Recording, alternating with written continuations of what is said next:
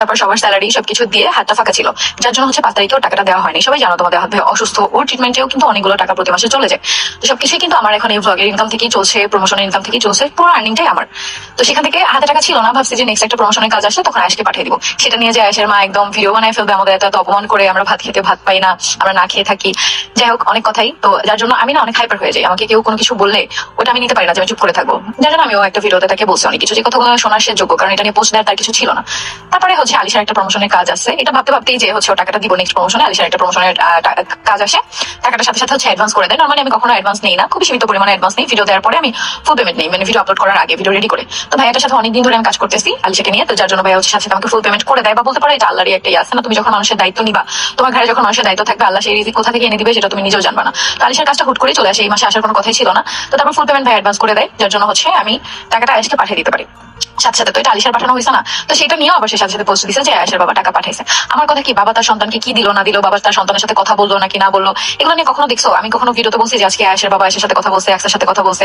এগুলো নিয়ে বলার কি আছে ভাই? বাবা তার সন্তানের সাথে কথা বলবে, তার সন্তানের দায়িত্ব পালন করবে। হ্যাঁ, আমার হাজবেন্ডের দায়িত্ব সেটা আমারও দায়িত্ব। যেহেতু আমার হাজবেন্ড এখন অসুস্থ, সে আর্নিং করতেছে না, আমি অবশ্যই তাকে সাপোর্ট করার জন্য যা যা করতে হয় সবকিছু করবো, আগেও করছি ভাই। আমার কাঁধে কেন জানি না এমনিতেই আল্লাহ অনেক অনেক দায়িত্ব সবসময় দিয়ে দেয়। এর আগে শ্বশুর শাশুড়ি, তারপর আয়েশের নানা নানির, আমার মা বাবা, সবার দায়িত্বই পালন করছি, যতটুকু আল্লাহ সামর্থ্য দিচ্ছে সবার জন্য করছি।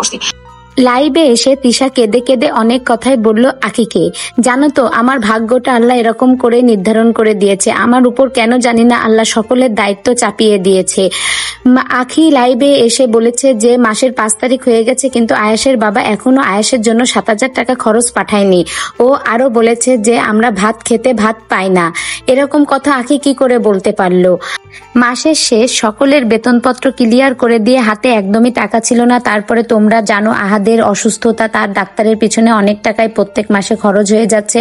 তাছাড়া আয়েশের বাপের এখন তো কোনো ইনকাম নেই, সকল খরচই আমার ইনকামের টাকা দিয়েই চলছে। তার ভিতর লাইভে এসে আখির এরকম কথা বলায় কি করব কিছুই ভেবে পাচ্ছিলাম না। হাতে যেহেতু একদমই টাকা নেই, এর মধ্যে আলিশার একটা প্রমোশনের কাজ চলে আসে, আর ওই ভাইয়াটার সাথে যেহেতু তিশা অনেকদিন ধরেই প্রমোশনের কাজ করে, তাই ভাইয়াটা পুরো টাকাটাই তিশাকে দিয়ে গেছিল, আর সেই টাকাটা দিয়েই আয়েশের জন্য খরচ পাঠিয়ে দিয়ে লাইভে এসে তিশা এই কথাগুলো বলে, আমি সবার জন্য করেছি, কেউ বলতে পারবে না যে আমি কারোর জন্য করিনি। আমি মা বাবা বলো, শ্বশুর শাশুড়ি বলো, আমি সবার জন্যই করেছি। আমার ইনকামের টাকা দিয়ে, নিজে কষ্ট করে যে ইনকাম করেছি সেই টাকা দিয়েই আমি সকলের জন্যই করেছি।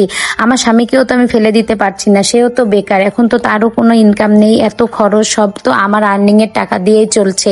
এখন কি করব? স্বামীর ইনকাম না থাকলে তাকে তো আর ফেলে দেওয়া যাবে না। আখি লাইভে আসার আগে আয়াশের বাবাকে আমি বলছিলাম যে আয়াশের টাকাটা দেওয়ার জন্য, তো প্রমোশনের আর একটা কাজ আসার কথা ছিল, সেই কাজটা করেই ভেবেছিলাম যে আয়াশের টাকাটা 7-8 তারিখের ভিতরেই পাঠিয়ে দেব। কিন্তু আখি তো 5 তারিখে লাইভে এসে ভিডিও বানিয়ে ফেলেছে যে আমরা ভাত খেতে ভাত পাই না। তা আমরা ভাত যদি নাও পেয়ে থাকি, তা বলো আমাদের খোঁজ খবর কে রাখে? সোশ্যাল মিডিয়া তো সারাক্ষণ আমাকে নিয়েই পড়ে আছে, কিন্তু আমিও যে একটা মানুষ এটা তো কখনো তারা বুঝতেই চায় না। তো বন্ধুরা, এই ভিডিও দেখে আপনাদের কি মতামত? আপনাদের মূল্যবান মতামত প্লিজ কমেন্ট করে জানাবেন, আর ভিডিওটি ভালো লেগে থাকলে একটা লাইক করে পাশে থাকবেন।